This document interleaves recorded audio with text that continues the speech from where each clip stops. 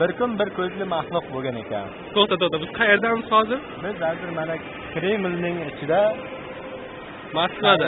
Moskvada yuruvdik. O'rtog'im bilan. Tomosha qilyapsizlar. Bir kun bir ko'zli maxluq bo'lgan ekan. Yo'q, sen nima haqidagini aytsa prikolingni. Adnaklasnik degan narsa bor. Unga shunday go'zal qizlarni topasiz-ki, juda ham go'zal va sochlari uzun, qosh ko'zi qop-qora, sochlari jamalak qizlar. Qattiq. Qosh ko'zi qop-qora, sochlari jamalak qizlar. Xo'sh, bir kun Adnaklasnikka bir ko'zli maxluq kirgan ekan. U bir ko'zli maxluq dunyoda hamma xunuk qizlarni yer ekan. Adnaklasnikka kiribdi va oradan 1 soat o'tar o'tmas buki o'lib qoldi.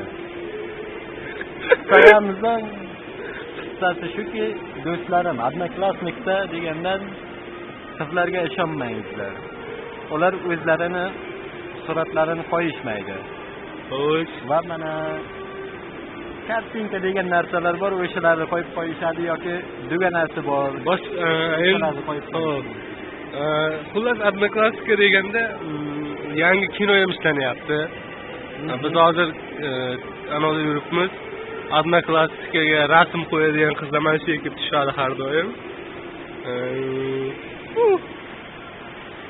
Bitta gapi bor. Mana pastda bittasi yuribdi. Bular Adnaklasika.